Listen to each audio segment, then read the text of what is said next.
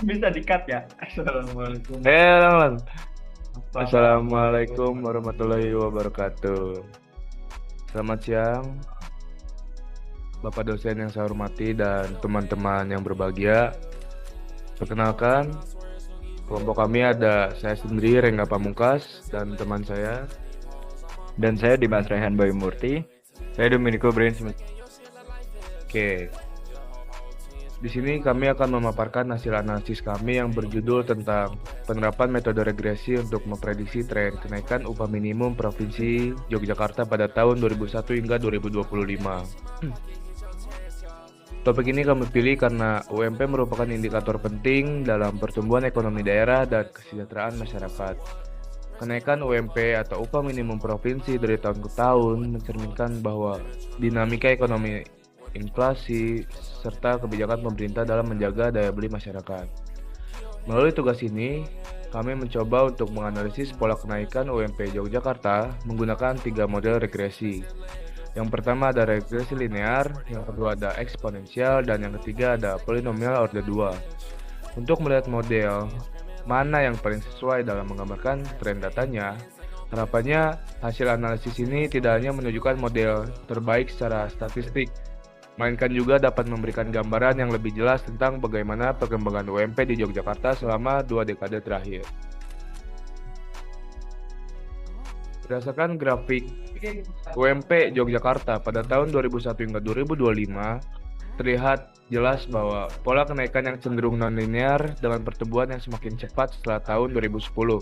Bentuk kurva yang melengkung ini sesuai dengan karakteristik regresi polinomial order 2, yang dimana mampu menggambarkan tren kenaikan upah minimum secara lebih akurat dibanding model linear sederhana. Berikutnya saya kan tentang persamaan regresi linearnya. Seperti yang teman saya beritahu sebelumnya bahwa persamaan ini bisa kita dapatkan menggunakan ketiga metode, yaitu metode linear, eksponensial, dan metode polinomial. Di sini yang pertama ada persamaan metode linear, yang nomor 2 itu ada persamaan metode eksponensial, dan yang terakhir ada persamaan metode polinomial. Dapat saya simpulkan jika menggunakan dasar teori, koefisien determinan dari polinomial itu sangat mendekati 1, yaitu 0,985, yang dimana ini sangat akurat untuk menggambarkan data secara aktual, yang dimana Galatea juga yang paling kecil. Kenapa saya tidak menggunakan polinomial order 3 walaupun koefisien determinannya lebih besar?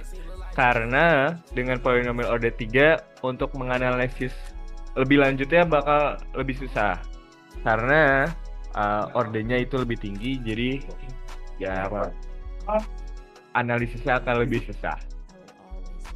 Dan untuk eksponensial itu koefisien determinannya tidak semendekat 1 dengan polinomial, begitu juga linear.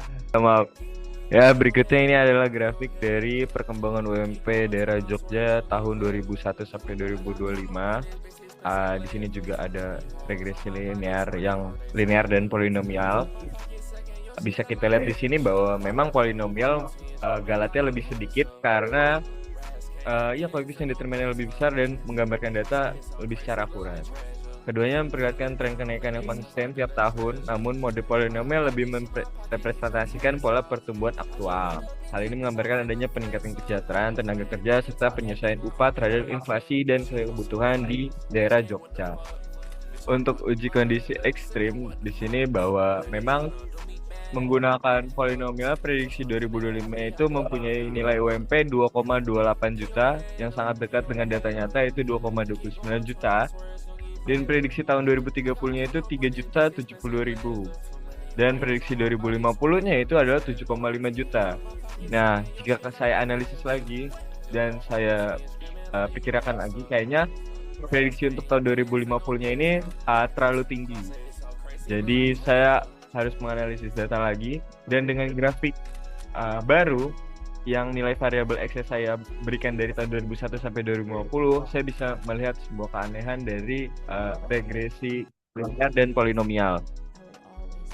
Berikut adalah grafik yang baru yang menggunakan nilai variabel X 2001 sampai 2050. Grafik di atas menunjukkan perkembangan di upah minimum Provinsi Jogja dengan regresi linear dan polinomial. Nah, meski polinomial lebih akurat untuk data historis, regresi linear dipilih karena memberi tren yang lebih stabil dan realistis untuk prediksi panjang. Di sini, menurut grafik ini, menurut saya juga bahwa lebih mungkin pada tahun 2050 UMP Jogja itu ada pada nilai sekitaran 5 juta atau 4 juta.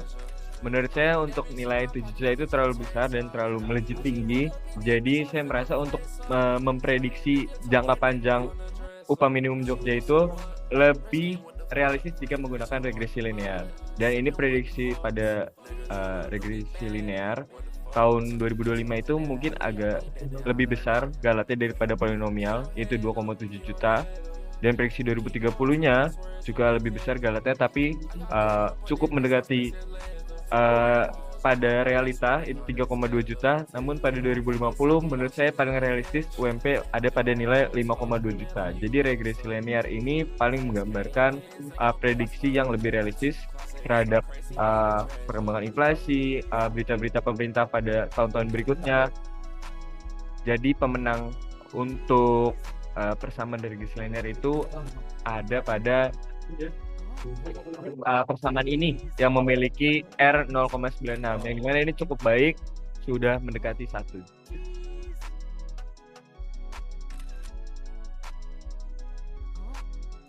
Ya, untuk pemenang regresi linear, meskipun regresi polinomial memberikan nilai R kuadrat lebih tinggi dan kesalahan yang lebih kecil, dalam konteks prediksi jangka panjang, regresi linear dipilih sebagai pemenang. Hal ini karena model linear menghasilkan tren yang lebih stabil, tidak berlebihan, dan lebih realistis untuk menggambarkan perkembangan UMP di masa depan.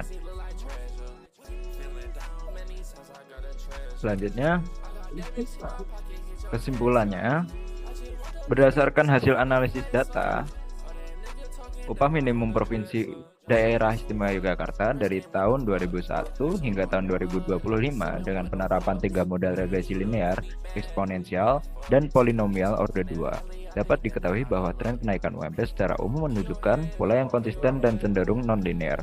Dengan laju pertumbuhan yang semakin cepat, terutama setelah tahun 2010, pola ini mencerminkan adanya peningkatan kesejahteraan tenaga kerja, penyesuaian terhadap inflasi, serta kebijakan pemerintah daerah yang berorientasi pada peningkatan daya beli masyarakat. Dari sisi analisis statistik, model regresi polinomial memberikan nilai koefisien determinasi R kuadrat tertinggi dan tingkat kesalahan yang terkecil, sehingga paling akurat dalam mempresentasikan data historis. Namun untuk kebutuhan prediksi jangka panjang, model regresi linear dianggap sebagai pendekatan terbaik karena menghasilkan tren yang lebih stabil, realistis, dan tidak berlebihan, sesuai dengan arah kebijakan ekonomi dan dinamika pertumbuhan regional Jogja. Sementara itu, model eksponensial meskipun mampu menggambarkan pertumbuhan yang cepat, menghasilkan prediksi yang terlalu tinggi dan berpotensi menimbulkan bias jika diterapkan untuk rentang waktu yang panjang.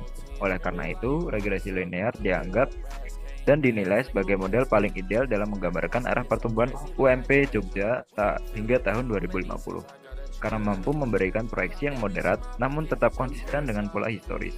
Hasil ini juga menunjukkan bahwa pendekatan kuantitatif melalui metode regresi dapat menjadi alat yang efektif untuk mendukung analisis kebijakan ekonomi, membantu pemerintah dan peneliti memahami tren kesejahteraan masyarakat secara lebih ilmiah dan terukur, serta menjadi dasar dalam perencanaan kenaikan upah yang seimbang antara kebutuhan hidup layak dan kemampuan ekonomi daerah.